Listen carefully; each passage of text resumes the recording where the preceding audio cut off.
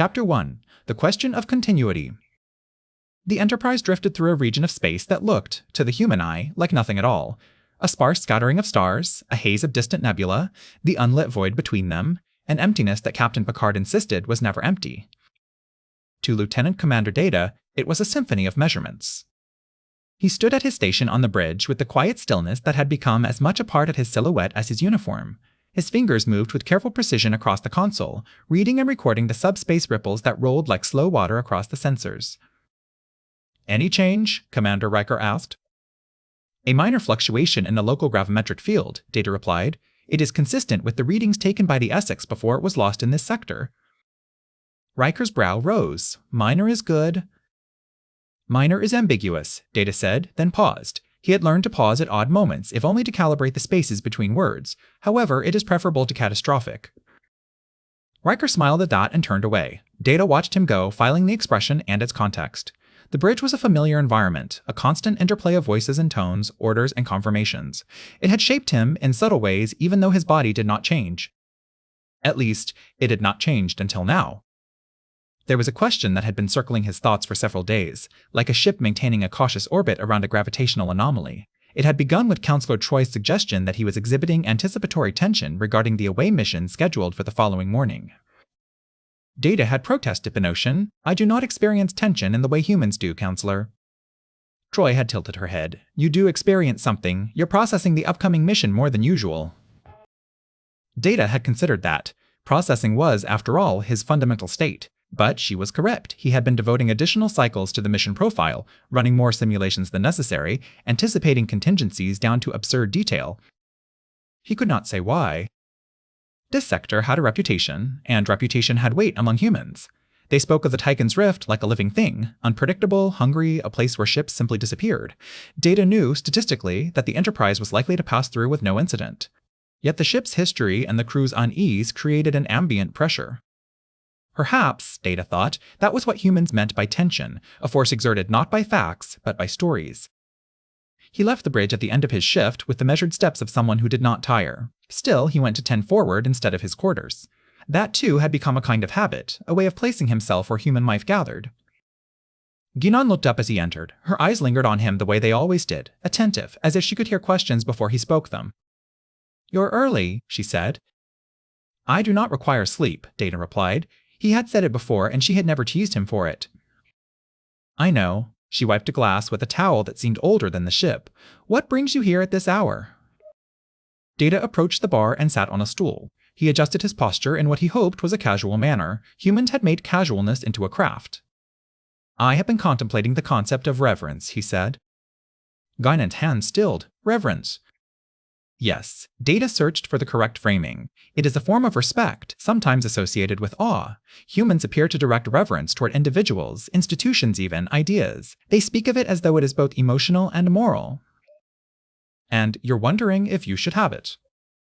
"I am wondering if I can," Data said, "and if I cannot, what that signifies about my pursuit of humanity." Guinan studied him for a long moment. The lounge was quiet, most of the crew were asleep, and the few remaining voices were distant murmurs. "Why now?" she asked.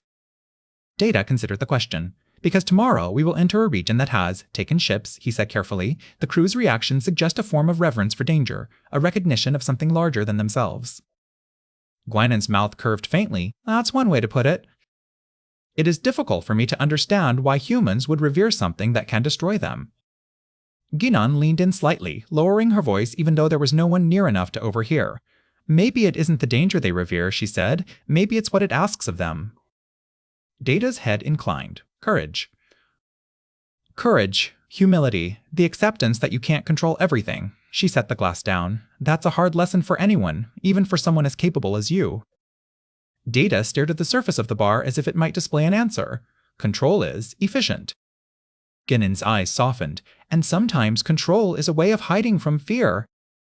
Data did not have fear. He did not have the internal cascade of hormones and heart rate changes and instinctual dread that humans described.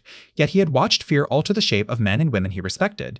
He had seen how fear could make someone cruel and how the same fear could make them brave. He said, "If fear is absent, can courage exist?" Guinan smiled slightly. "You don't have to feel fear the way humans do to make choices that matter," she said. "You've done that plenty of times." Data knew she was referring to his legal battle for personhood, to the moments when he had risked himself to save others. Those choices had been logical, grounded in duty and ethics.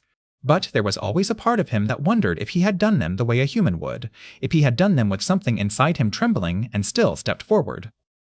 His fingers tapped lightly against the bar. "It is possible," he said, "that my pursuit of humanity has been asymptotic." Guinan arched an eyebrow, always getting closer, never quite reaching it. "Yes." She poured him a drink without asking, something non-alcoholic, a brightly colored concoction that humans consumed for pleasure. Data had learned to order it occasionally to participate in the ritual. "Maybe you're asking the wrong question," Guinan said.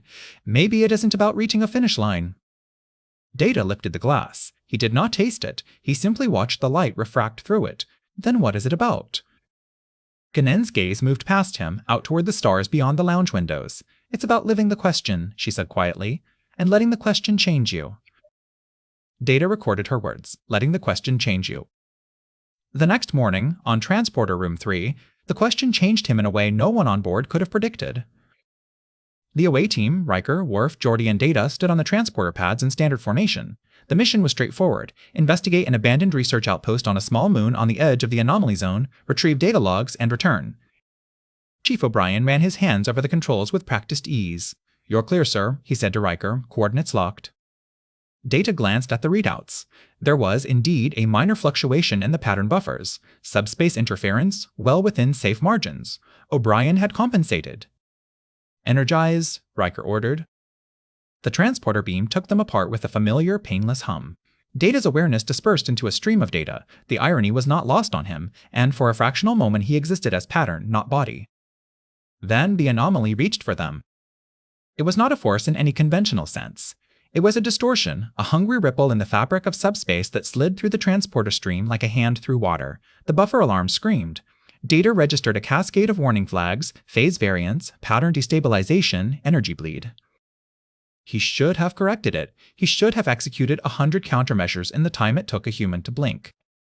Instead, something in him hesitated. Not a malfunction, not a delay caused by processing limitations. A pause that felt like the space between Guinan's words. "Letting the question change you." The ripple wrapped around his pattern, not tearing it, but rewriting it. Data felt his positronic pathways flare with a sensation that was not pain and not heat, but something closer to, if he had to choose a human metaphor, being exposed. His pattern was meticulous, crystalline. It had always been. Now the transporter's logic, its built-in assumptions about what constituted a person, tried to reconcile him with the biology of his crewmates. It corrected what it perceived as errors. Metal and polymer became protein and calcium. Synthetic fiber became skin. Positronic matrices blurred into neural lattices. The transporter, blind to intention and reverence alike, did what it was designed to do. It made him match.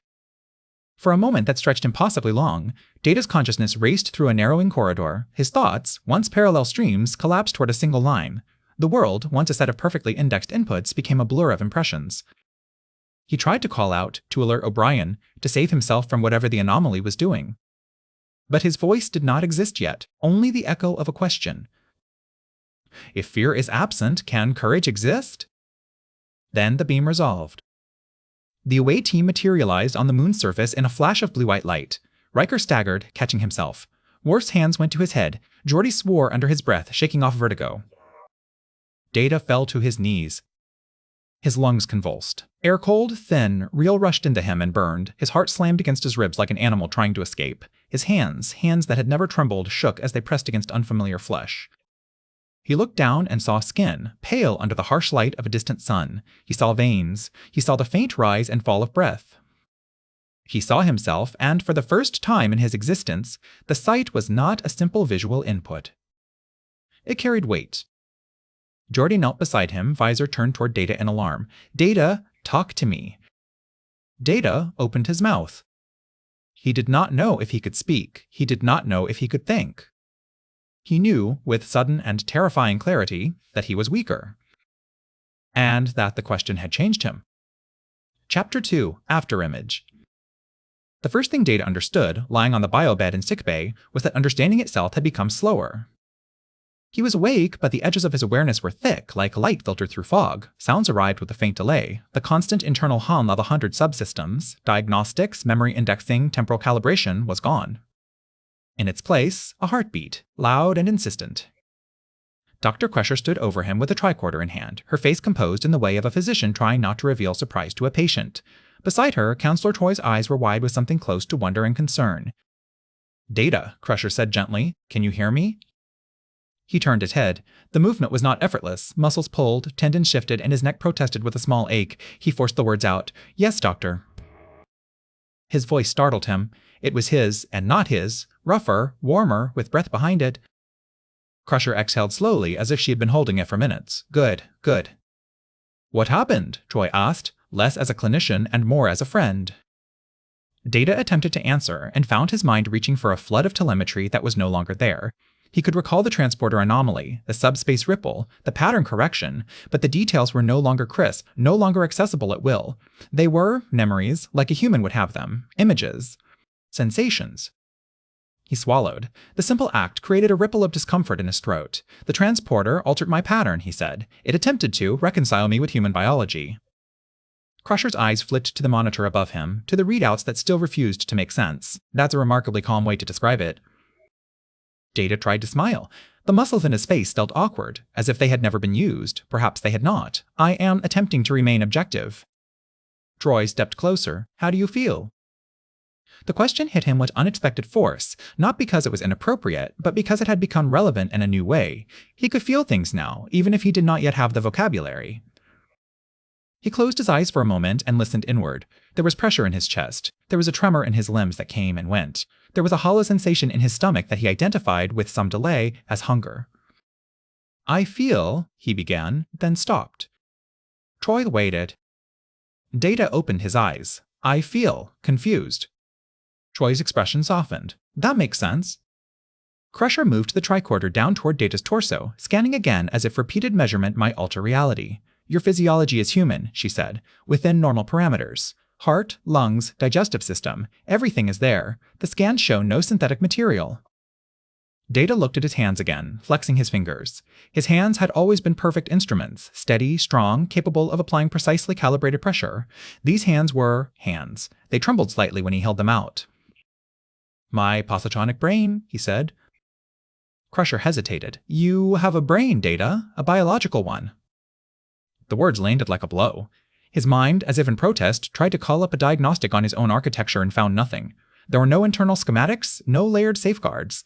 There was only the dull ache behind his eyes and a sense of being enclosed in something fragile. He sat up too quickly, and dizziness washed through him.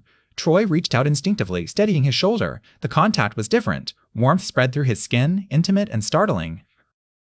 Data froze. He looked at Troy's hand on him. It was an ordinary gesture between crewmates. Yet his body reacted as if it mattered. Troy withdrew, not in fear, but in careful respect for his sudden stillness. "Sorry," she murmured. Data shook his head once. "No, I noticed." Crusher cleared her throat. "You collapsed on the moon's surface," she said, shifting back to clinical territory. "We transported you directly to sickbay. Lieutenant LaForge and Chief O'Brien have been working on the transporter logs. The captain is on his way." The captain? The idea of Picard seeing him like this changed, diminished, produced an internal constriction that Data recognized with a strange certainty. Embarrassment. He did not like it. The doors to sickbay parted, and Captain Picard entered with measured urgency. His gaze swept over Data, taking in the human face on the pillow, the hair where there had once been slicked back artificial strands, the slight sheen of sweat on skin that had never perspired. For a moment, the captain's composure faltered. It was subtle, but Data saw it. Picard approached the biobed. "Commander Data," he said, voice steady, "report." Data drew in a breath, felt it fill his lungs, felt the weight of speaking. "A subspace distortion interfered with the transporter beam," he said. "It appears to have rewritten my pattern to conform to human norms. I am biologically human." Picard's eyes narrowed slightly, absorbing the information, sorting it through the layers of command responsibility and personal concern. "Doctor?" Crusher nodded. "That's what the scans show. I can't find any trace of his previous construction. No duranium skeletal framework, no positronic pathways. It's as if he was born human." Picard's gaze returned to Data. "How do you feel?" The same question, now from the man who had once defended Data's right to choose his own future. Data searched for an answer that was both honest and coherent. "I am functional," Data said. "However, my cognitive capacity appears reduced. My memory retrieval is slower. My sensory processing is noisy." Picard's jaw tightened, reduced compared to your previous state. Yes, sir? Picard looked away briefly, toward the glass wall that separated sickbay from the corridor. In a reflection, Data saw both of them, the captain, tall and controlled, Data, suddenly soft and breakable. Picard spoke without looking at him. Do you want to be returned to your former state? Data's mind caught on the question. Want, returned, former state. He had dreamed of becoming human. He had pursued it with programs and practices and careful approximations. Yet he had always assumed his journey would be additive, that he would gain something without losing what he already had. This was not addition, it was exchange. He tried to imagine himself again in his android body, strong, precise, fast. He tried to feel relief at the thought. Instead, he felt a flicker of something like grief. I do not know, he said, voice quiet. Toy inhaled sharply, as if she had expected that answer and still found it difficult. Picard nodded slowly. Then we will not decide today, he said. We will gather facts. We will consult Starfleet Medical and the Judge Advocate General if necessary. Above all, we will respect your autonomy. Data's throat tightened. He swallowed. The tightening remained. Thank you, Captain, he said. Picard's eyes softened. Data, you are still you. The words were meant as reassurance. They landed in Data's chest with a heaviness that made his breath catch. Still you. Well, does he? Crusher adjusted the biobed settings. I want to run more tests, she said, professional again. Reflexes, cognitive assessments, baseline blood work. We need to know what we're dealing with. Data nodded. His head ached. The lights were too bright. He had never minded light before. Picard turned to leave, then paused. Mr. LaForge is waiting outside, he said. He asked to see you when you were awake. Data's chest did something strange. It expanded, then contracted. He recognized it as anticipation, and something else, braided through it like a thread. Need. Picard left. Troy stepped aside as the doors opened again and Geordi LaForge entered. Geordi's visor tilted, scanning. His face was set in a tight line that Data had seen before on away missions when someone was injured. It was the expression of a man trying to hold fear at bay with determination. Data, Geordi said, voice rough. Data attempted another smile. It came out uncertain. Geordi. Geordi approached the bed, then stopped, as if he did not know where to put his hands. He finally settled on gripping the railing of the biobed. I've gone over the transporter logs a dozen times, he said. I can't. He broke off, swallowed hard. I can't figure out how this happened. Data watched his friend struggle. In the past, Geordi's emotions had been information to Data important data points, but external. Now they resonated inside him. Geordi looked up. Do you feel like you? Data opened his mouth, closed it, tried again. I feel like an afterimage, he said. Like the shape is the same, but the edges are blurred. Geordi's grip tightened. We'll fix it, he said, immediate and fierce. We'll get you back. The word back struck Data in a place that did not have coordinates. Back implied that what he was now was wrong, temporary, an error to be corrected. And yet, beneath the fear and confusion, there was something else. The simple, undeniable reality of breath, of heartbeat, of warmth in a friend's voice. Data realized with a quiet horror that he could lose this. Geordi, he said. Geordi leaned closer. Yeah? Data's eyes stung. He blinked, and moisture gathered at the corners. It startled him so much that he froze. I believe, he said slowly, watching the tears form, that I am leaking. Geordi stared for a heartbeat. Then a shaky laugh escaped him, half relief, half disbelief. Yeah, he said, voice cracking. Yeah, you are. Data lifted a trembling hand to his face and touched the wetness. It was not oil. It was not coolant. It was salt water produced by glands he had never possessed. It was a physical proof that something profound had occurred. The afterimage was becoming real. Chapter 3. Diminishment. The first cognitive test was simple, and it shattered him anyway. Dr. Crusher handed him a pad with a sequence of shapes and asked him to identify the pattern. It was a test humans used to detect neurological impairment after head trauma. Before, Data could have solved it before the pad even finished rendering. He could have produced not only the correct answer but 3 alternate pattern theories, a statistical breakdown of likely distractors, and a brief history of pattern recognition in early cybernetics. Now, he stared at the shapes and felt time tick by in heavy seconds. He found the answer, eventually, but when he spoke it, Crusher's eyes flicked to Troy with the smallest of movements, an unspoken communication that Data understood without needing to hear it. Slow. They ran more tests, memory recall, coordination, problem-solving under time pressure. With each one, Data felt the gap between who he had been and who he was now widen into a chasm. It was not merely that he was slower.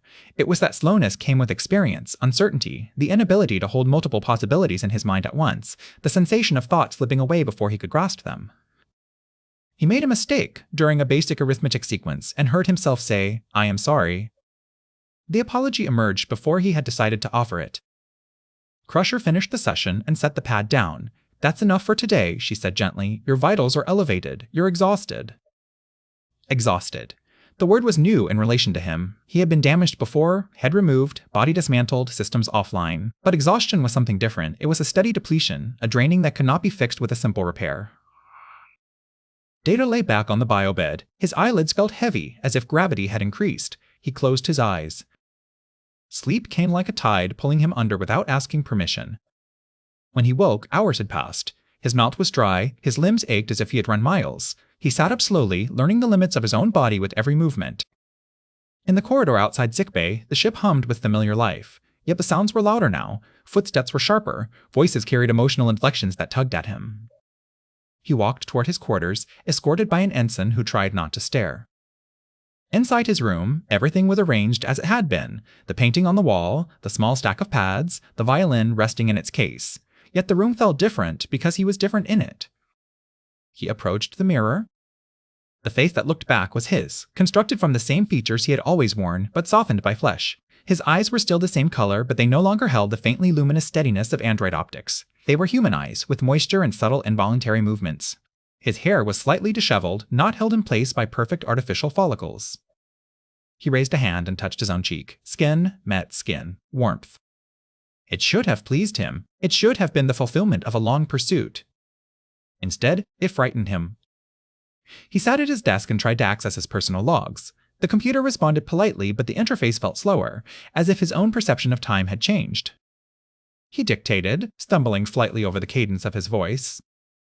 Personal log, stardate 463079.4. I have undergone an involuntary transformation into a human physiological state. Preliminary assessments suggest significant reduction in cognitive processing speed and physical strength. My emotional responses have expanded. I am uncertain how to categorize my current status. End log. The words were correct, but they did not capture the reality that lived in his chest. The reality of waking up exhausted, of missing the clarity of his former mind like a limb. There was a soft chime at his door. Enter, Data called. Geordi stepped in, carrying a small tray. On it sat a bowl and a spoon. I figured you might need to eat something, Geordi said, trying for casual. Crusher said your blood sugar was low. Data stared at the bowl. It contained something beige and steaming. What is it? He asked. Oatmeal, Geordi said. It's not glamorous, but it's comforting, at least it's supposed to be. Data accepted the tray with hands that shook slightly under the weight. The tremor embarrassed him again, an emotion he was beginning to resent for its persistence. He sat on the edge of his bed and took a cautious spoonful.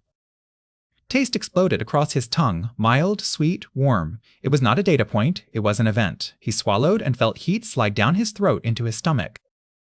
He blinked, stunned. Geordi watched him. Well? Data searched for language. It is unexpectedly pleasant. Geordi's shoulders loosened a fraction. Good. Data took another bite, slower this time, trying to separate the sensation into components the way he once would have separated a complex signal. But taste did not submit easily to analysis. It was layered with memory and mood, with something as simple as warmth. Geordi sat in the chair by the desk. He had brought a pad, but he did not look at it. He looked at Data. We found the point where the transporter string got hit, Geordi said. There was this subspace ripple that interacted with the pattern buffer. It's like the system tried to run a correction, but the correction used human parameters. Data nodded slowly. He could follow the explanation, but it required effort. The transporter assumed I was damaged, he said. Yeah, Geordi's mouth tightened. It tried to fix you. Data felt a flare of anger so sharp it startled him. The emotion rose hot in his chest, and he did not know what to do with it. I was not damaged, he said, voice tighter than intended. Geordi held up a hand. I know. I'm just saying that's what the system thought. Data inhaled, exhaled. The anger faded into a lingering heat. He realized his fingers were clenched around the spoon. He forced them to relax. Geordi leaned forward. Crusher and I have been talking. There might be a way to reverse it. The word reverse hit Data like a cold wave. He put the spoon down carefully. How? He asked. We don't know yet, Geordi admitted. But if the transporter did this, maybe the transporter can undo it. Or we can reconstruct your old body from schematics, rebuild the positronic net. Data pictured it. A new android body built from his old blueprints. His former strength restored. His former mind. It was everything he had always been. And it might require overriding what he was now. Data's throat tightened. He had begun to recognize that sensation as the precursor to tears. Geordi's voice softened. Do you want that? Data stared at his hands, human hands, weak, trembling, but capable of warmth. He thought of the bridge, of the speed with which he had once processed a crisis. He thought of the ease of certainty. He thought of how humans looked at him, sometimes with admiration, sometimes with distance. He thought of Guinan's words, letting the question change you. I do not know, he said again, and hated how true it was. Geordi nodded slowly. Okay, he said. Then we figure it out. No one pushes you. Data looked up. Starfleet may push. Geordi's jaw tightened. Then they push me too. There was loyalty in that, and it warned Data in a way he could not quantify. Later, after Geordi left, Data attempted to practice the violin. His fingers fumbled on the strings, missing notes he had once played perfectly. The sound was raw, imperfect. He stopped, breathing hard, heart racing as if he had exerted himself. He set the violin down and stared at it. He had pursued humanity as an ideal, the capacity for art, for emotion, for connection. He had not anticipated that achieving it might mean losing the parts of himself others depended on. On the bridge, he was an asset, a resource, a mind that could calculate in the time it took to blink. Now he was a man who could be hurt. The realization came with a second, sharper realization. If he remained like this, he would become a liability. And that, more than weakness, frightened him. Chapter 4. The Hearing. The call came from Starfleet 3 days later. They did not call it an order, they called it a consultation, a review, an inquiry into an unprecedented medical and technological event. Captain Picard sat in his ready room, posture impeccable, as the view screen displayed Admiral Nakamura's face. The Admiral's expression was polite in the way of someone trained to be polite under all circumstances. On the other side of the desk, Data sat with his hands folded, trying to keep them from trembling. Counselor Troy was present, at Picard's request. Geordi stood behind Data's chair as if proximity could provide protection. Admiral Nakamura's eyes moved to Data. They lingered, taking him in, and Data felt the weight of being evaluated. Commander Data, the Admiral said, we have received Dr. Crusher's report. Frankly, I had to read it twice. That is understandable, Admiral, Data replied. I'm sure it is. Nakamura's gaze sharpened. Commander, you are unique. Your existence has implications that go beyond one ship. Starfleet has a responsibility to ensure your safety and the Federation's. Picard's voice was smooth. Starfleet also has a responsibility to respect Commander Data's rights as a sentient being, Admiral. Nakamura nodded as if acknowledging a point on a checklist. Of course, that's why the Judge Advocate General is listening in. A second window opened on the screen. A woman in a JAG uniform appeared, her expression neutral. Data's mind reached for legal precedent, his own hearing years ago, the arguments that had been made about his personhood, the way Picard had fought for him. Now, ironically, he was biologically human. No one questioned whether a human was a person. But the question had shifted. Was he still Data? Admiral Nakamura spoke again. Dr. Crusher's report indicates that your cognitive processing has been substantially reduced. Is that accurate? Data drew in a breath. The simple act steadied him. Yes, Admiral? Can you quantify it? Data hesitated. Quantifying his own loss felt like carving away pieces of himself. I cannot provide precise metrics, he admitted. I no longer possess the computational capacity to benchmark myself to my previous state. Geordi made a sound under his breath. Troy touched Data's forearm lightly, grounding him. Nakamura's mouth tightened. All right. Dr. Crusher also notes that your previous physical abilities are absent. Correct. Then we have to ask a practical question, Nakamura said. Are you fit for duty? Data looked to Picard. The captain's face was controlled, but Data could see tension in the set of his jaw. Data answered himself. At present, I am not certain I can perform my duties at the level required. The words tasted bitter. He had always been reliable. To admit uncertainty felt like a failure. Nakamura nodded as if expecting nothing else. Starfleet Medical has proposed a course of action, he said. We have cybernetic specialists who believe they can reconstruct your previous body and neural architecture based on existing schematics and records. If your current biological brain can be mapped and transferred, we may be able to restore you.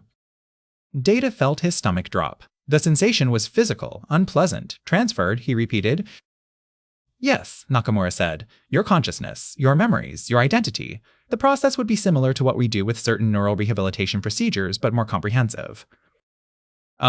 Picard's voice tightened slightly. Admiral, that sounds dangerously close to making a copy. We're aware of the philosophical considerations, Nakamura said coolly. But Commander Data's previous form was vital. His current form presents vulnerabilities. Vulnerabilities can be exploited. The JAG officer spoke for the first time. Commander Data, she said, do you consent to this proposed procedure? Data's mind went blank for a moment. Consent. He had fought for the right to refuse disassembly. Now he was being asked to consent to something that might erase what he had become. Toy leaned in slightly. Take your time, she murmured. Data tried to find the core of the question. If he reverted, he would regain his abilities. He would become once more the officer the Enterprise relied on. If he did not, he would remain this, slower, weaker, human. He heard Guinan's voice in memory, living the question. He also heard another word, one that had slipped into his mind since that first conversation. Reverence, reversion. The similarity of the sounds tangled in his thoughts. He looked at Admiral Nakamura. Admiral, he said carefully, what would be the impact on my current neural structure?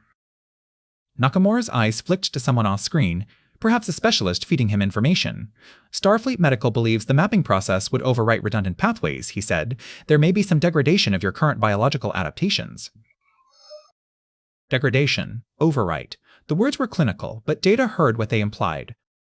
It might kill the human he was now. Not his body could be replaced, but the pattern of experiences that had begun to reshape him. The fragile, slow thoughts, the fear, the taste of oatmeal, the warmth of Troy's hand, the embarrassment that had made him wish he could disappear. The new life. If overwritten, it would never have been. Data's voice was quiet. I do not consent at this time. The silence that followed felt heavy enough to press on his ribs. Nakamura's expression hardened. Commander, this is not a decision Starfleet can take lightly. You are a strategic asset. The Federation has adversaries who would kill to possess your original design or to see it destroyed. Picard leaned forward, eyes sharp. Admiral, Commander Data is not an asset. He is an officer. He has rights. Nakamura's gaze snapped to Picard. And you have a ship to run, Captain. One that may not be able to afford a compromised senior officer. Data flinched at the word compromised. It felt like an accusation. The JAG officer spoke again, tone measured. Commander Data has the legal right to refuse medical intervention, she said. However, Starfleet also has the authority to place an officer on medical leave if they are deemed unfit for duty. Picard's voice was cold. Is that a threat? It is a statement of policy, the JAG officer replied. Data's hands tightened, then relaxed. He forced himself to speak. I understand, he said. If it is determined that I cannot fulfill my duties, I will accept reassignment or leave. The words hurt. They were necessary. They were also an admission that his value, in the eyes of the institution, was bound to his competence. Nakamura nodded. We will send a medical team to the Enterprise, he said. They will evaluate you and advise Starfleet on the best course of action. Until then, you will remain under the care of Dr. Crusher. Picard's eyes narrowed. Admiral. This is not negotiable, Nakamura said, and his tone made it clear he was used to being obeyed. For your sake, Commander, I hope you reconsider. Screen went dark. For a moment, no one spoke. Picard leaned back, his composure cracking just enough to show frustration. I apologize, Data, he said softly. Starfleet can be pragmatic. Data swallowed. His throat felt tight again. Captain, he said, voice low, am I compromised? Picard's gaze met his. You are changed, he said. That is not the same thing. Toy's voice was gentle. He's afraid, she said to Picard, then to Data, and not just of Starfleet. He's afraid of becoming less himself. Data's breath caught. Hearing his fear named made it more real. Geordi moved behind him, a steady presence. You're still you, he said, echoing Picard's earlier words, but with a rougher sincerity. Data nodded, though he was not sure he believed it. When they left the ready room, Data walked down the corridor with Troy at his side. Crew members stepped aside as they passed, their eyes flicking toward him. Some looked sympathetic, others looked unsettled, as if his transformation had made the universe less reliable. Troy glanced at him. You used the word reverence the other day, she said quietly. Do you remember? Data frowned. Yes. When you said it, I thought you meant reversion, Troy admitted. I wasn't sure. Data stopped walking for a moment. The corridor continued to hum around them. He looked at Troy. Perhaps I meant both, he said. Troy's eyes softened. Maybe. Data resumed walking. His footsteps sounded too loud to him now. Reverence. Reversion. Respect for what he had been. Respect for what he was becoming. And the knowledge that, soon, he might be forced to choose. Chapter 5. New Senses. Dr. Crusher cleared him from sickbay with strict instructions, light duty only, no away missions, no extended shifts, and regular medical check-ins. It was, in Data's experience, the closest thing to being told to stay out of trouble. Tried? Trouble, however, did not respect medical recommendations. On the 4th day after the hearing, the Enterprise encountered a small ship adrift near the edge of the anomaly zone. Its power signature was weak, its hull scarred by subspace shear. Data stood on the bridge while the crew brought the vessel into tractor range. He was technically there as an observer. Picard's compromise between Starfleet scrutiny and Data's desire to remain useful. The tactical readouts flickered. Worf's voice was steady. No life signs, Captain. The ship's internal atmosphere is minimal. Identify it, Picard ordered. Data looked at his console. The symbols and numbers swam slightly. He blinked hard, forcing focus. Registry indicates it is a civilian courier, he said. Federation designation, Laundry 7. Picard's eyes narrowed. Civilian? This far out? Riker leaned forward. Maybe they got pulled in by the anomaly. Data's mind tried to calculate trajectories, probabilities, rescue options. The calculations came slower, like wading through thick water. He produced an answer, but it was not immediate. Picard looked at him, the briefest hint of concern passing across his face. He looked away quickly, as if the concern itself was a betrayal. Geordi turned in his chair toward Data. You okay? Data nodded, though the truth was complicated. He was okay in the way a man with a newly healed fracture might be okay functional, but aware of fragility. Picard stood. Mr. Worf, prepare a security team. Commander Riker, you're with me. Mr. Data. He paused, and Data felt the room tilt toward the decision. You will remain on the bridge. Data's chest tightened. He had been ordered to stay behind before, but never because he might be too weak. Yes, Captain, he said, and forced his voice to remain steady. When Picard and Riker left, the bridge resumed its work. Data sat at his station, hands resting lightly on the console. He listened to the hum of the ship, the quiet voices, the ever-present pulse of the work core through the deck. He realized, with a sudden clarity, that he could feel the vibration. He had always detected it through sensors, of course, but now it came through his bones, subtle and alive. The ship was not just a machine around him, it was a thing he occupied, like a body. He lifted his hands and pressed his fingertips against the console, feeling the faint warmth of its surface. He could almost imagine the Enterprise as a companion. The thought made him oddly comforted, then it made him uncomfortable that he was comforted. Lieutenant Commander, Ensign Rowe called from Ops. Data looked up. Yes. Rowe hesitated, then spoke bluntly, as was her nature. Some of the crew are talking. Data's throat tightened again. About my transformation. About what it means, Rowe said. About whether Starfleet will use you as a precedent. About whether the ship is cursed. Data blinked. Cursed. Rowe shrugged. People get superstitious when they're scared. Data thought of reverence again, and of danger. I understand. Rowe studied him. Do you? Data began to answer logically, then stopped. He did understand, not as a concept, but as a sensation. Fear could make the universe feel haunted. It could make randomness feel personal. I am beginning to, he said. Rowe nodded once, as if satisfied with that honesty. 2 hours later, Picard returned. The captain's expression was controlled, but there was something in his eyes that suggested tension. Report, Data said automatically. Picard took his seat. The ship was empty, he said. Its crew did not survive. The logs indicate they encountered the same subspace distortion we did. Data's skin prickled. The sensation was new and unpleasant, like tiny needles. They were altered?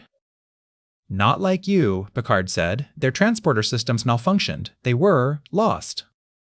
Data exhaled. Relief washed through him so abruptly it made him dizzy. He gripped the edge of his console to steady himself. Picard noticed. His gaze lingered a fraction too long.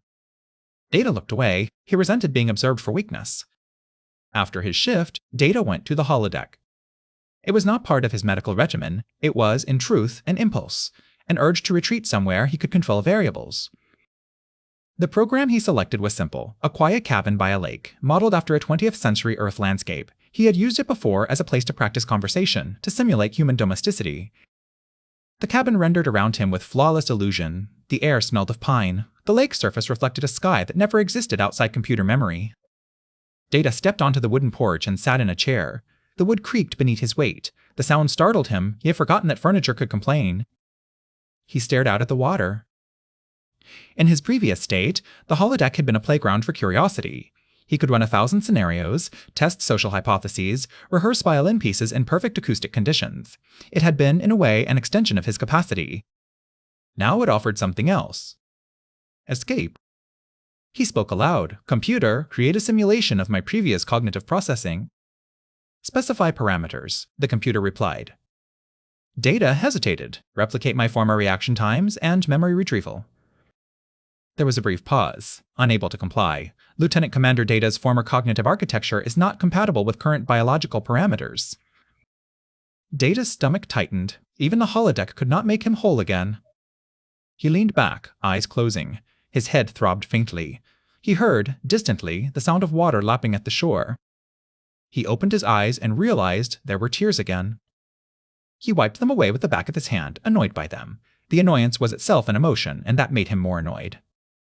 Computer, he said, create a simulation of a conversation with Lieutenant Commander Data. The holodeck paused, as if interpreting the request. Then, from the cabin doorway, another Data stepped out. Not human. The familiar android body, smooth movements, perfect posture, eyes that held no moisture. The sight hit Data like a punch. He stood abruptly and felt the room sway. He steadied himself against the porch railing. The android Data approached with calm precision. Hello, it said. I am Lieutenant Commander Data. Data's heart pounded. He stared at his own former face, and for the first time, he felt something like envy. Is this accurate? Data asked, his voice cracked slightly. This simulation is based on recorded behavioral logs, the android replied. It is limited. Data swallowed. Do you miss this? He asked, gesturing at the android body. The android tilted its head. I do not experience longing, it said. However, I understand that you might. The words were his own. Hearing them now felt cruel. You were certain, Data said softly. You always had an answer. I processed information efficiently, the android said. Certainty was a byproduct of capability, not an emotion. Data laughed, a short, bitter sound. Do you know what it is like to be afraid? No, the android said. Data took a step closer, studying the smooth skin, the perfect stillness. Then you do not know what I am now. The android's expression did not change. I contain records of your current state, but I do not share it. Data's chest tightened again. He realized that was the core of it. His old self could observe, could analyze, but could not empathize from within. He looked away toward the lake. The water glittered under a simulated sun. It was beautiful in a way that made his throat ache. I asked Guinan about reverence, Data said. I thought it was something I could learn. I did not expect the universe to teach me by removing what made me exceptional. The android Data said, Is your current state undesirable? Data stared at the water. It is terrifying, he admitted, but it is also vivid. The android did not respond because it could not. It did not know vividness. Data turned back, eyes wet. If I revert, you return, he said. If I stay, you become an echo. The android said calmly, If you revert, your current biological neural pathways may be lost.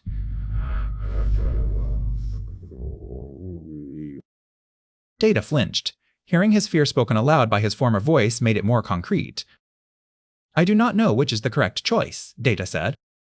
The android replied, Humans often choose without certainty. Data stared at him. That is not helpful. The android's mouth twitched in the faint approximation of humor. Then perhaps you are becoming more human already. Yeah. Data felt a surprising spark amusement, real and warm. It flickered through him like light. Then, almost immediately, it was followed by sadness, sharp and deep.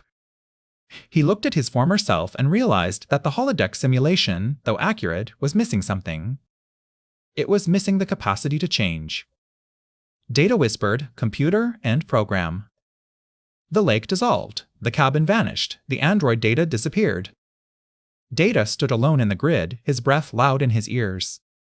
He pressed a hand against his chest, feeling his heart hammer. The pounding was not efficient. It did not help him solve anything. It simply reminded him that he was alive in a way he had never been, and that, soon, he might have to decide whether to remain so. Chapter 6: The White of Fear. The Starfleet medical team arrived the next morning. They came aboard with polite smiles and equipment cases, a small cadre of specialists whose uniforms carried the subtle distinction of authority. At their center was Commander Harlan Sato, a cybernetics physician with a calm voice and eyes that assessed without seeming to. Dr. Crusher met them in sickbay with professional cordiality and a tightness around her mouth that suggested she did not enjoy being inspected in her own domain. Data sat on a biobed again, feeling like a specimen. Commander Sato reviewed Crusher's scans, then performed his own. He asked Data questions about memory, about sensory perception, about emotional state. Data answered as best he could. Finally, Sato looked up. "Remarkable," he said softly. "Your transformation is complete. There are no residual synthetic markers. Your DNA is human." Data's stomach turned. "My DNA," he repeated. Sato nodded. "It appears to be derived from a template consistent with your outward appearance. The transporter system likely generated a genetic structure that matched your phenotype." Crusher's voice was clipped. "It fabricated a human genome." "In a sense," Sato said, "transporters have always been molecular assemblers. We trust them because they follow strict parameters. In this case, the parameters were distorted." Data's hands were cold. He had not known hands could be cold. Sato continued, "Starfleet Medical believes we can restore your original form. The question is not whether it is possible. The question is whether it is desirable." Crusher's eyes flashed. "Desirable for whom?" Sato held up a hand. "For him," he said, looking at Data, "and for Starfleet." Data looked down at his fingers. What would the restoration entail? Sato's tone remained calm. "We would reconstruct your previous body and positronic net based on existing schematics.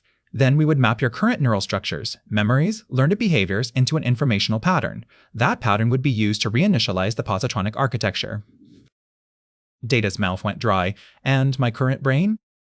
Sato did not look away. "The mapping process is invasive. Your biological brain would not survive it intact." Troy, standing nearby, inhaled sharply. Crusher's jaw tightened. Data stared at Sato. "Then the human I am now would die." Sato hesitated, just a fraction. "From a certain philosophical perspective," he said carefully, "yes. From another perspective, you would continue restored to your prior capabilities." Data felt anger rise again, hotter this time.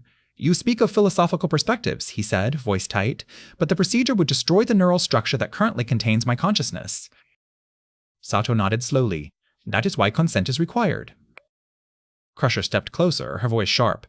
"And that is why you need to stop speaking as if he is obligated to be restored for Starfleet's convenience." Sato's gaze remained steady. "Doctor, I am not here to coerce. I am here to evaluate." Picard entered sickbay then, his presence shifting the room's gravity. He greeted Sato with formal politeness and listened as Sato summarized his findings. When Sato finished, Picard looked at Data. "No decisions will be made today," Picard said firmly. "Commander Data will decide when he is ready." Sato's expression remained neutral. "Captain, Starfleet expects a recommendation within 72 hours. Picard's voice was cold. "Then Starfleet will have to be patient." Sato inclined his head. "Understood. I will submit my report based on the data available." After the team departed sickbay to set up their equipment, Data remained on the biobed, staring at the ceiling. Toy sat beside him. "That was hard," she said softly. Data's voice was quiet. "I am angry." Troy nodded. "You're allowed to be."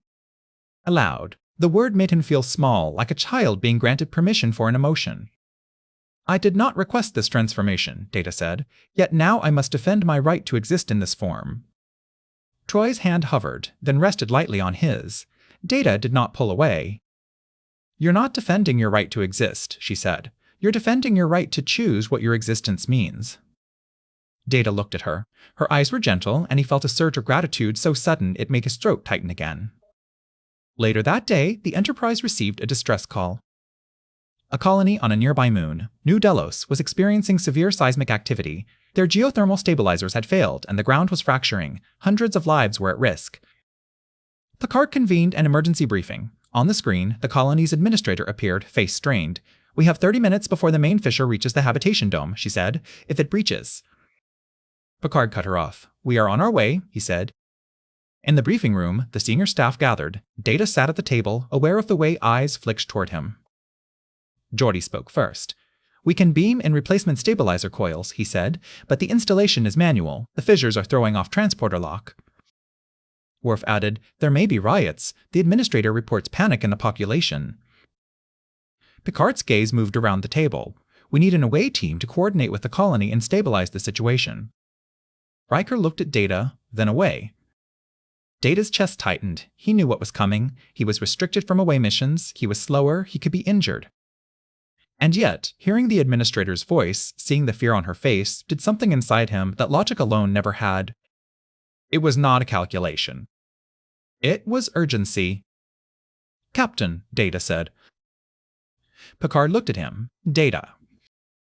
"I request to accompany the away team," Data said, voice steady despite his pounding heart. Silence. Crusher's voice snapped. "Absolutely not." Data turned toward her. "Doctor, there are lives at risk." "There are always lives at risk," Crusher said. "That doesn't mean you throw yourself into danger when your body is still adapting." Geordi's eyes flicked between them. "Data!" Picard held up a hand.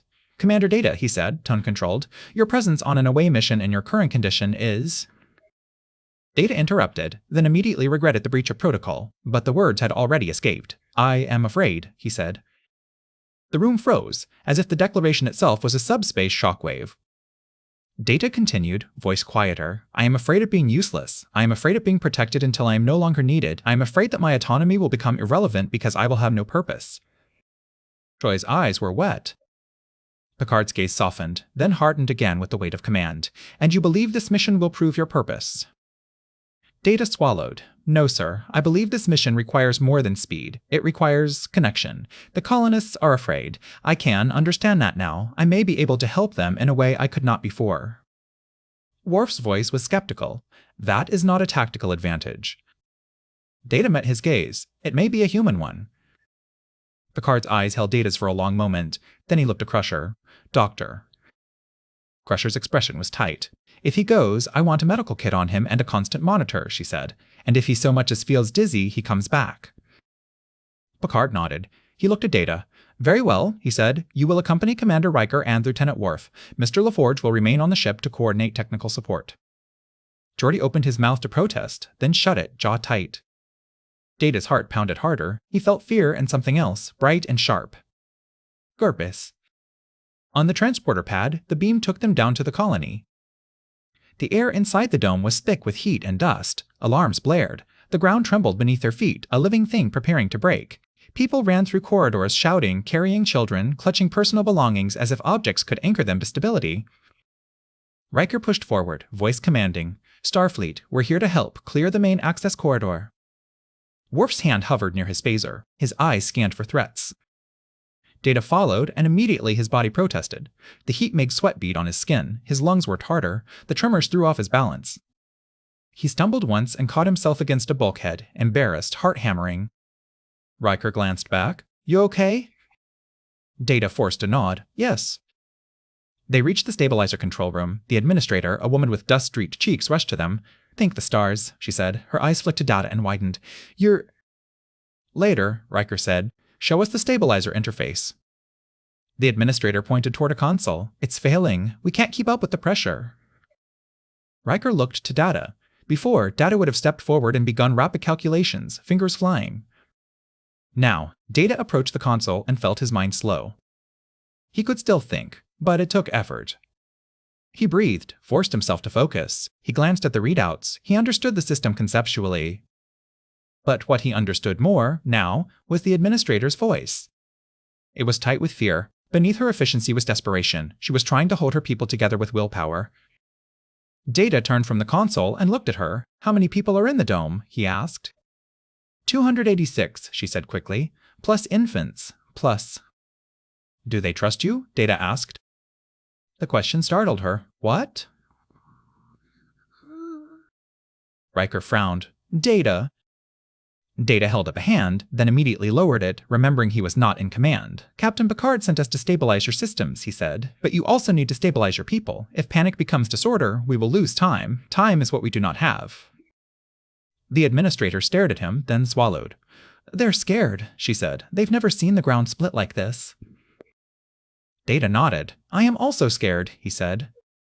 Riker's eyes widened slightly. The administrator's face softened, just a fraction. You're scared? Data felt his hard hammer. He forced the words out. Yes, I can feel it. But fear does not have to become chaos. It can become focus. The administrator's breath shuddered. How? Data looked out the control room window at the corridor beyond, at people running. You tell them the truth, he said. You tell them what we are doing. You tell them what you need from them. And you tell them you are frightened too, but you will act anyway. He realized, as he spoke, that he was telling himself. The administrator stared at him for a long moment. Then she nodded once, sharply, as if deciding. All channels, she said, turning to a comm panel. Her voice trembled, then steadied. This is Administrator Velez. Starfleet is here. We are working to stabilize the dome. I am afraid. I know you are afraid. But we will not run. We will do what we must, together. Data felt something inside him loosen, as if a knot had been untied. Riker moved to the console. Okay, he said, voice softer. Data, can you help me with the technical readouts? Data nodded, turning back to the screen. His mind, still slower, still imperfect, began to work. He was not the tool he had been. But he was something else. And as the ground shook and the dome groaned, Data realized that fear had weight. It pressed on him, made his knees feel weak. And it made his choice to stand there mean something it never had before. Chapter 7, Theft. They saved the colony. It was not elegant. The stabilizers held by narrow margins and the dome's outer shell groaned as the fissures split the earth beneath it. Riker and Worf installed the replacement coils with Geordi's guidance over comms. Data assisted where he could, hands shaking but steady enough to tighten bolts and read fluctuating metrics. When the tremors finally eased and the alarms fell silent, the administrator's shoulders sagged. People cried. People laughed. Children clung to parents. Data stood in the corridor and watched, feeling the strange ache behind his eyes again. Tears rose without warning. He wiped them away and did not feel ashamed. Back on the Enterprise, however, relief did not last. Commander Sato requested another evaluation session immediately after the away team returned. Data complied, though exhaustion pulled at him like gravity. He sat in a small medical lab while Sato reviewed fresh scan results. The cybernetic specialist's face was calm, but his fingers tapped lightly against the pad. Your emotional responses appear pronounced, Sato said. Data frowned. Is that a concern? Not inherently, Sato said, but it indicates that your neural plasticity is adapting rapidly. The longer you remain in this state, the more distinct it becomes. Data's stomach tightened. Distinct became harder to erase, harder to revert without killing him. Sato continued, Starfleet's interest in restoring you is increasing. Data met his gaze. Starfleet's interest is not my concern. Sato's expression flickered. Commander, you are on a starship. Starfleet's interest is always your concern. Data's anger rose again, but exhaustion blunted it. Then I will resign, he said, surprised by his own willingness to say it. Sato's eyebrows rose. You would give up your commission? Data swallowed. The thought of losing the Enterprise, losing his place among these people, hurt. But the thought of being overwritten hurt more. If remaining in Starfleet requires sacrificing my autonomy, Data said, then yes. Sato studied him for a long moment. I will include your stance in my report, he said. 2 hours later, the ship's lights flickered. It was subtle. A brief dimming, a ripple through the corridors, the kind of fluctuation that usually signaled routine maintenance or minor power redistribution. Geordi called it in from engineering. We're getting power draws in secondary systems, he reported. Nothing critical, but it's weird. I'm tracing it. On the bridge, Data felt the flicker not just as a change in illumination, but as a faint nausea in his stomach. The ship's hum shifted and his body reacted. He glanced at his console. The power draw originated from Transporter Room 3. His skin prickled. Captain, he said, voice tight. Transporter Room 3 is active. Picard's gaze snapped to him. We are not transporting anyone. That is correct, Data said. However, the pattern buffer is engaged. Riker stood. Security to Transporter Room 3, he ordered. Now. Worf moved toward the turbolift, jaw set. I will lead. Picard's eyes stayed on the transporter readout. Mr. LaForge, what is happening? Geordi's voice came through comms, tense. Someone's pulling power to the transporter. They're accessing the pattern records. Data's breath caught. Pattern records. His own transformation had left traces in the buffer logs records of the shift from synthetic to organic. If someone could manipulate that… Worf's voice came through a moment later, clipped. We have a problem. The bridge screen shifted to display Transporter Room 3. The room was empty except for one figure at the console, Commander Sato. Sato looked up as security entered, expression calm. His hands remained on the controls. Commander Sato, Worf barked, phaser raised. Step away from the console. Sato did not move. I cannot, he said evenly. Wrecker's voice came through comms, hard. Captain, he's trying to initiate a transporter cycle. Picard stood, face cold. Sato, explain yourself. Sato looked into the camera. Captain, he said, Starfleet Medical has determined that Commander Data's condition represents an unacceptable risk. His current form is vulnerable to exploitation. His autonomy, while important, cannot override Federation security. Picard's voice was low. You are violating his rights. I am obeying my orders, Sato said. Data's heart slammed in his chest. The room tilted. His hands shook on the edge of his console. Picard's voice turned sharp. Computer, lock out Transporter Room 3. Unable to comply, the computer replied, Command authorization overridden. Geordi's voice burst in. He's got a level 10 override. I don't know how. Data did. Starfleet had given Sato the authority. They had prepared for coercion. Worf stepped forward, phaser still raised. I will stun him. Sato's eyes flicked toward Worf, then toward the buffer readouts. If you do, he said calmly, the cycle will complete without guidance. The pattern may be corrupted. Riker swore. He's holding the buffer hostage. Data's mouth was dry. He could feel sweat on his skin. He could feel fear as a physical thing. Picard's gaze snapped to Data. Data, he said softly. In the pause, Data understood what the captain was asking without words, a decision, now under pressure. Sato spoke again, voice firm. Commander Data's original architecture will be reconstructed. His current biological form will be archived for study and for the preservation of his experiences. No one is being harmed. Data's vision blurred, archived, studied, preserved. He was not a museum piece. He was a person. Data stood so quickly his chair scraped the deck. He swayed, dizzy, then steadied himself. Captain, he said. His voice shook, but the words were clear. I request permission to intervene. Picard's eyes held his. Granted, he said. Data ran to the turbolift.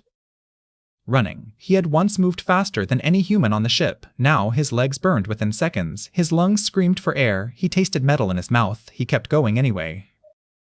When he reached Transporter Room 3, Worf and 2 security officers stood frozen at the door, phasers trained. Sato remained at the console, hands steady. Data pushed past them and stepped onto the transporter pad. Worf grabbed his arm. Data, no. Data looked at him. Worf's eyes were intense, protective in a way that was almost bewildering. Data understood, now, what it meant to be protected. It felt like being trapped. Data pulled his arm free. I must, he said. Sato glanced up. His expression did not change. Commander Data, he said, as if addressing a patient, please step off the pad. Data's heart hammered. He could hear the transporter's hum rising. He could feel the air vibrate with energy. He took a breath. I do not consent, he said. Sato's voice was calm. Your consent is noted. It is not required. Data swallowed hard. His mind raced, but not with the effortless speed he once had. He had to think through thick fear. He glanced at the console, at the power feeds, at the buffer. He remembered, dimly, the way the anomaly had reached into his pattern and rewritten it. The transporter had corrected him by using human parameters. Perhaps it could be forced to recognize him again as an exception. Computer, Data said, voice strained, set transporter target to… Sato's eyes narrowed. Stop him! Worf and a security officer surged forward, but Data had already lunged for the console. His hands slammed onto the controls. His fingers, clumsy and trembling, fumbled for the override sequence. Sato grabbed his shoulder, trying to pull him away. Data's body was weaker, and Sato was trained. Data felt himself being dragged back. Fear flooded him, panic, raw and animal. Then something else rose beneath it. Defiance. He twisted, elbowing Sato not with the precise force he once could, but with desperate human strength. Sato stumbled. Data hit the controls again, miskeyed, corrected, miskeyed again. The transporter whined. Data, Geordi's voice crackled over comms, frantic. What are you doing? Data did not answer. He could not spare the breath. He entered a command that, in his former state, would have been trivial. Now it took everything he had. He forced the transporter to lock onto a null coordinate, an empty slice of internal buffer space. He set the cycle to loop, to hold, to refuse completion. The transporter's beam flared. Energy enveloped him. For a moment, he felt his body begin to dissolve. Fear surged so violently he thought he would scream. Then the cycle halted. He rematerialized on the pad, shaking, sweat pouring down his face, heart racing. The transporter's hum dropped to a low, angry throb. Sato stared at the console, shock breaking through his calm for the first time. What did you do? Data clung to the railing, breathing hard. I broke your theft, he said between gasps. Worf raised his phaser again, and this time Sato did not argue. He stepped back, hands visible. Picard's voice came through the comm panel, cold and controlled. Commander Sato, he said, you are relieved of duty. Security will escort you to the brig. Sato's jaw tightened. Captain, you are making a mistake. Picard's voice was iron. No, Commander, Starfleet already did. It sent you here. As security took Sato away, Data sank onto the transporter pad, legs trembling uncontrollably. Geordi burst into the room a moment later, breathless, face pale. He knelt beside Data, hands hovering, unsure whether to touch. You idiot, Geordi whispered, voice shaking. You could have. Data laughed weakly, then winced as pain flared in his side. Yes, he said, I could have. Geordi's eyes were wet. Why? Data stared at him, breathing hard, heart still hammering. Because I am afraid, he said, and because I am alive, and because I refuse to be taken. Geordi swallowed, then, finally, placed a hand on Data's shoulder. The warmth grounded him. And in that moment, Data understood reverence in a new way, not as awe for power, but as respect for the fragile thing that could be destroyed. His own self. See Chapter 8, The Offer. The brig was quiet. Commander Sato sat behind the force field with hands folded, posture still composed. He looked more like a man waiting for a shuttle than a prisoner. Captain Picard stood outside the cell with Worf at his side. Data stood a step behind Picard, feeling the ache in his ribs from the struggle in the transporter room. Dr. Crusher had insisted on scanning him first, clucking angrily at the bruising. Picard's voice was controlled. You violated Federation law, he said to Sato. You attempted to force a medical procedure on an officer under my command. Sato's expression remained calm. I acted under Starfleet medical directives, he said. I will accept the consequences, but I will not pretend the directives were irrational. Picard's eyes narrowed. You are suggesting that coercion was justified. Shh. I am suggesting that Commander Data's situation is unprecedented, Sato said. His original form was not merely a personal preference. It was a strategic consideration. His current form is a vulnerability. Data's anger rose, but he forced it down. Anger took energy he did not have. Picard looked at Data. Do you wish to speak to him? He asked quietly. Data stepped forward, heart pounding. He faced Sato across the force field. You spoke of archiving me, Data said. His voice trembled. You spoke as if my current life could be saved as data and then discarded. Sato met his gaze. Commander, I did not intend cruelty, he said. I intended preservation. Data's throat tightened. Preservation without continuity is not preservation. It is a copy in a drawer. Sato's eyes softened slightly. Perhaps, he said, but consider the alternative. Your former self could save lives in ways you no longer can. The Federation may need that. Data's voice was quiet. The Federation does not own me. Sato held his gaze. No, he said, but you have always served something larger than yourself. Data flinched because it was true. Duty had been a foundation for him. He had built his identity partly on usefulness, on serving the ship, the crew, Starfleet. Now that foundation was cracked, and Starfleet had tried to shove him back into the shape that fit their needs. Picard ended the conversation with a curt order and left the brig. In the corridor, Data walked beside him in silence. The ship felt louder than usual, as if it sensed his unrest. Picard stopped near a window and looked out at the stars. Starfleet will not be pleased, he said. Data's voice was small. Captain, have I become a liability? Picard's jaw tightened. You have become a target, he said. That is not the same thing. Data nodded, but his chest still felt heavy. Picard turned to him. Data, I will not allow anyone to violate your autonomy, he said, but I will also be honest with you. Starfleet will continue to push for restoration. They will argue that your current form is unstable, that it compromises operational readiness. Data swallowed. And what do you believe? Picard hesitated, and the hesitation hurt more than any answer. At last he said, I believe you should decide as a person, not as a tool. Data stared at him. The words were supportive, but they did not answer the underlying fear, that the ship might need the tool. Picard placed a hand briefly on Data's shoulder, a gesture of solidarity that Data felt like a warm weight. Then Picard walked away. Data went to 10 forward. Guinan was there, polishing glasses, her posture relaxed as if she had been waiting for him. The lounge was half full, crew members looked up when Data entered, then looked away quickly, pretending not to stare. Data approached the bar and sat. His ribs ached, his body felt heavy. Guinan poured him the same bright drink as before without asking. "You look like you've been through something," she said.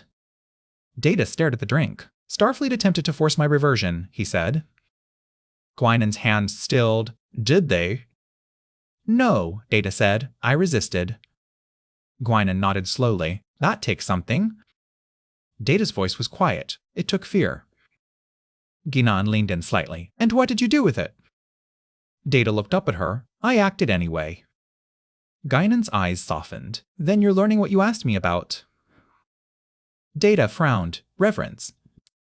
"Reverence," Guinan agreed. "For your life, for your choices, for the people who care about you." She paused. "And maybe even for your limits." Data's throat tightened. "My limits make me less useful." Guinan's gaze sharpened.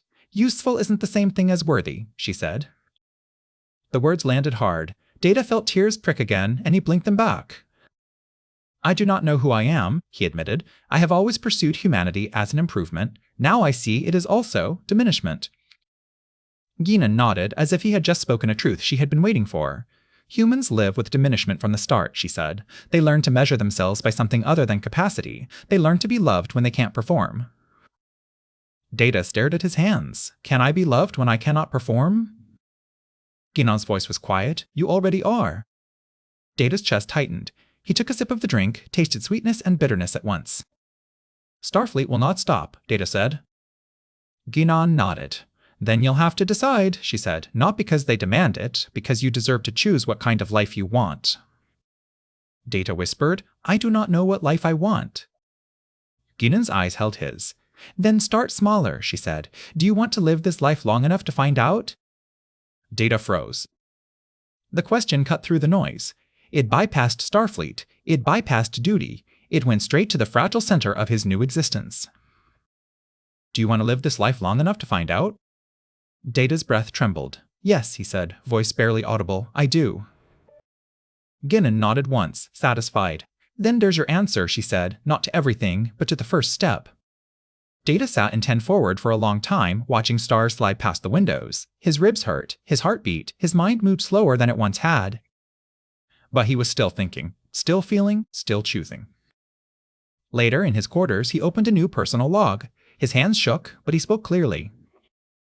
Personal log, stardate 4638.1. Starfleet Medical has offered to restore my former state through a procedure that would overwrite my current biological neural structure. I have prevented an attempt to force this procedure. I must decide whether to pursue reversion voluntarily. I am no longer certain that restoration equates to survival. He paused, breath-catching. I am beginning to suspect that the question is not whether I should revere what I was, he continued, voice quiet, but whether I should respect what I am becoming. He ended the log. Then he sat on his bed and listened to the ship. In the silence, he realized something else. His fear had not gone away. It was still there, a weight in his chest. But beneath it, steady and stubborn, was the will to remain himself, whatever that meant now. Chapter 9. Continuity. The decision did not arrive like a revelation. It arrived in fragments, a conversation here, a quiet moment there, the slow accumulation of experiences that changed Data in ways he could not map. Dr. Crusher continued to monitor him, her irritation at Starfleet's intrusion never far from the surface. She adjusted his diet, recommended rest, insisted he learn the limits of his new body without testing them to destruction. Geordi spent hours with him, not as an engineer hunting a fix, but as a friend learning how to be with a Data who could get tired and frustrated. Sometimes they talked. Sometimes they sat in silence and listened to music, letting the quiet do work neither of them understood. Clay helped him name emotions as they surfaced, fear, embarrassment, anger, gratitude, and taught him that naming did not always make them go away, but it made them less chaotic. And Picard, caught between Starfleet's pressure and his own loyalty, gave Data something Data had not expected from command. Time. On the third day after Sato's arrest, Picard received another call from Admiral Nakamura. This time it was not polite. Captain, Nakamura said sharply, Starfleet Medical's report is clear. Commander Data's current state is a security risk. We require you to facilitate his restoration. Picard's voice was icy. Commander Data has refused. Then he will be placed under Starfleet custody, Nakamura snapped. You are not authorized to obstruct medical directives. Picard's eyes narrowed. Admiral, if Starfleet attempts to take him by force, it will violate Federation law. You remember the hearing. You remember the ruling. Data is not property. Nakamura's jaw tightened. That ruling applied to an android. Commander Data is now human. Different statutes. Picard cut him off. No, he said. The statutes were never the point. The point was autonomy, sentience, the right to determine one's own fate. Nakamura's gaze hardened. Starfleet has a fleet to protect, a war to prevent. We cannot afford sentimental ideals. Picard's voice was quiet and lethal. If the Federation must sacrifice its ideals to protect itself, Admiral, then what exactly are we protecting? There was a long silence. Then Nakamura's expression shifted, not softened, but recalibrated. Very well, he said. Commander Data may choose. But Starfleet will require that he resign his commission if he refuses restoration. He cannot remain in a position of sensitive access in this compromised state. Picard's hand tightened on the edge of his desk. Understood, he said. When the call ended, Picard sat alone for a long time. Then he summoned Data. Data entered the ready room and stood at attention. He felt his pulse quicken, an involuntary response to authority and uncertainty. Picard gestured for him to sit. At ease, he said. Data sat, hands folded, trying to look composed. Picard spoke without preamble. Starfleet will not force your restoration, he said. Not now. But they will require your resignation if you refuse. They will also attempt to place restrictions on your movement and communications until they are satisfied you are not exploitable. Data's chest tightened. Resignation, restrictions. He nodded slowly. I understand. Picard leaned forward slightly. I need to ask you something, he said. Not as your captain, but as a man who considers you his friend. Data swallowed. Yes, sir. Picard's voice was quiet. What do you want? The question was the same one that had been asked in sickbay, but now it carried different weight. There was no immediate threat. There was only truth. Data stared at Picard. In the captain's eyes, he saw something he had not always known how to interpret before. Hope. Data took a breath. His ribs still ached faintly. He felt the ache and did not try to ignore it. I want to live, he said. Picard's expression softened. Data continued, voice steadier. In my former state, I served effectively. I was strong, I was fast, I was certain. Those qualities were valuable, but they were not the entirety of my being. He paused, searching for words that fit. In this state, I am diminished, but I am also experiencing what I once sought: connection, vulnerability, the capacity to be afraid and still act. Picard nodded slowly. Data's throat tightened. If I consent to restoration, I will regain my former capabilities, but the procedure will overwrite the neural structure that now contains my consciousness. It will destroy the person I have become since the transformation. Picard's gaze sharpened. Do you believe restoration would be murder? Data swallowed. The question was stark. He did not want to accuse anyone, yet he could not deny his own fear.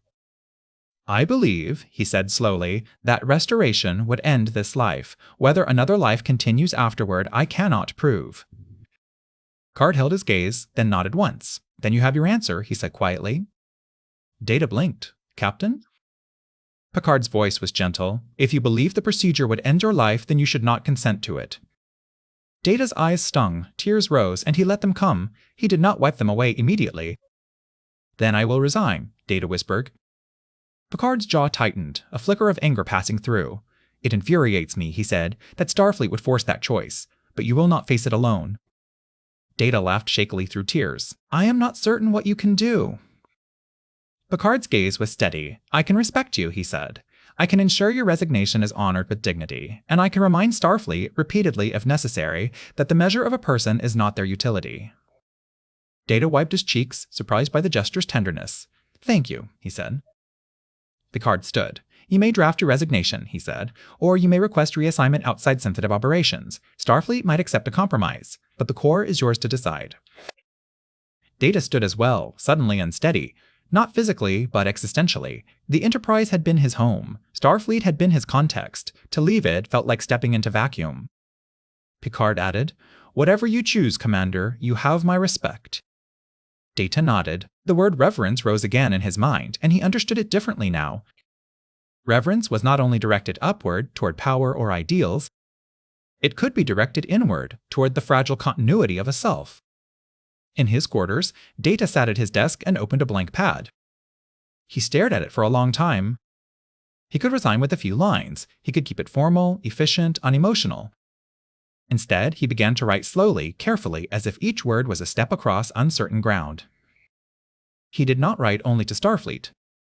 He wrote to himself. He wrote a letter addressed to Lieutenant Commander Data, the one he had been, the one the holodeck could simulate, the one who might exist again if a restoration created continuity. He wrote, "I do not know if you will ever read this. I do not know if you are me or an echo built from my memories. But I want you to understand something I could not understand when I was you. I was not incomplete because I lacked emotion. I was incomplete because I believed completeness was a matter of capability. I am slower now, I am weaker, and I have never been more aware that life is not measured by efficiency.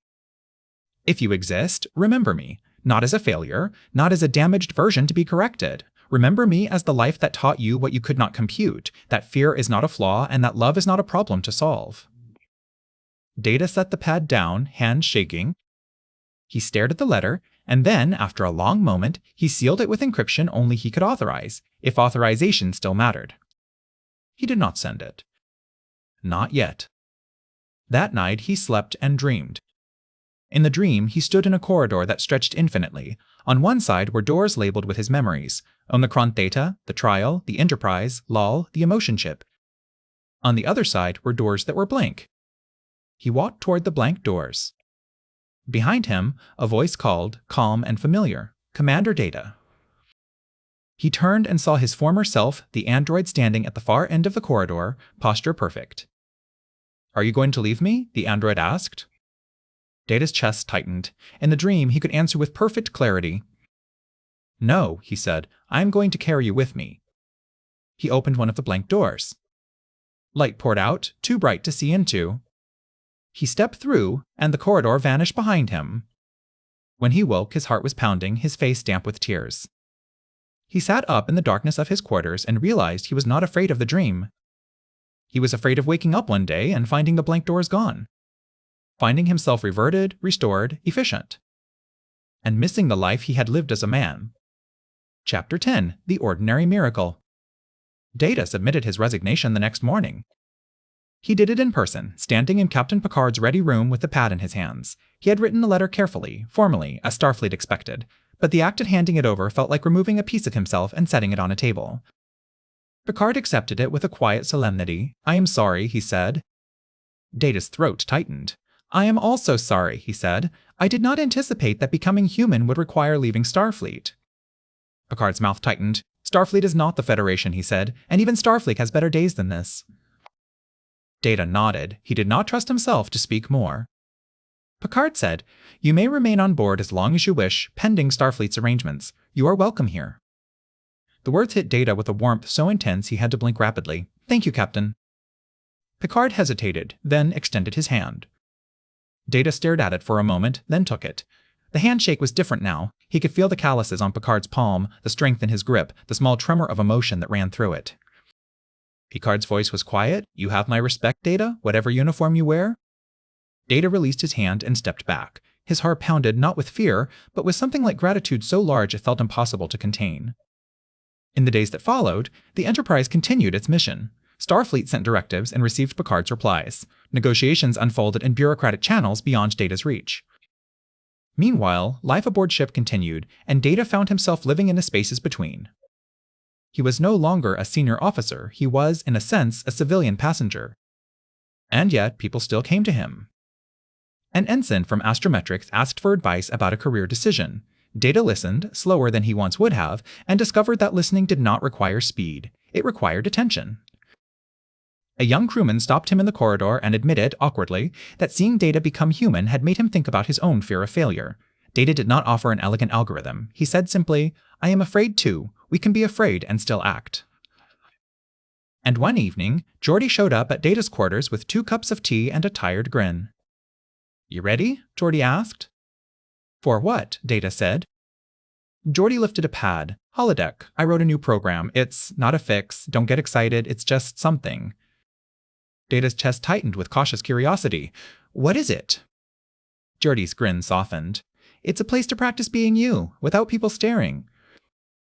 In the holodeck, Geordie's program rendered a small workshop, half engineering bay and half art studio. Tools lined one wall, instruments lined another. In the center was a table with pieces of wood and metal, paint and clay. Geordie stood in the doorway, looking almost shy. It's a mashup, he admitted. I figured you might want space to do things, mess up, try again. Data walked into the workshop and felt tears prick his eyes. Thank you, he said. Geordie shrugged, embarrassed. Don't make it a big deal. But it was a big deal. Data felt it in the warmth in his chest. He picked up a piece of clay and pressed his fingers into it. The clay yielded, soft and imperfect. His hands left marks. He made something small and crooked, a crude model of the Enterpreis, its saucer slightly lopsided. Geordie laughed. That looks like it went through a plasma storm. Data laughed too, genuinely. The sound was bright and it surprised him each time it came. He tried again, shaping the clay with more care. His hands trembled, but they learned. He was slower than he had been, but slowness had its own rhythm. In the quiet of the holodeck, he felt something else. Peace. Not complete, not permanent, but present like a small light in a vast room. Later, in his quarters, he opened his encrypted letter, the one addressed to his former self. He read it again, and this time he did not weep. He understood it. He activated the ship's computer and spoke softly. Computer, create a secure file. Title, for the one I was. Acknowledged, the computer replied. Data began to dictate. If you are reading this, he said, voice steady, then I am not sure what you are. You may be me restored. You may be me copied. You may be an echo built from my memories. I cannot settle that question with certainty. But I want you to know that I lived as a human. I lived with fear, I lived with limits, I lived with the knowledge that I could be harmed and the certainty that I would die someday. And in that life, I learned something I could not compute, that being less capable did not make me less worthy. It made me more connected. If you are tempted to dismiss that life as an error, do not. Revere it, not as a weakness, but as a truth you once could not access. If you ever face a choice between efficiency and continuity, remember me. Remember that the ordinary heartbeat you once lacked was an ordinary miracle. I do not ask you to remain human. I ask you to remain kind. He stopped. His chest rose and fell. His eyes were wet, but the tears did not fall. He saved the file. Then he did something he had not expected to do so soon. He walked out of his quarters and down the corridor to 10 forward. Guinan looked up as he entered, her eyes softened, as if she had known he would come. Data sat at the bar. I resigned, he said. Guinan nodded. How does that feel? Data considered. His mind moved slowly, but it moved honestly. Like grief, he said, and like relief, and like possibility. Guinan smiled faintly. That's a lot for one heart. Data placed a hand against his chest, feeling the steady beat. It is, he admitted. Guinan poured him his bright drink. You know, she said, humans spend their whole lives trying to figure out who they are. They make choices, they lose things, they get angry at the universe, they fall in love with people and with places, they regret, they heal. Data listened, and the words settled into him like warm tea. I am beginning to understand that, he said. Guinan's eyes held his. Good. Data took a sip. The taste was sweet, then bitter, then sweet again. Outside the windows, the stars slid past, indifferent, ancient. Hounday, me. Inside his chest, his heart beat, small, fragile, stubborn. He had once sought humanity as a destination. Now he understood it as a practice. He did not know what Starfleet would do next. He did not know whether he would ever regain his former mind, or whether that mind would remain an echo in old logs and schematics. But he knew something else, something simple and profound. He was alive in this moment. And he chose to remain so.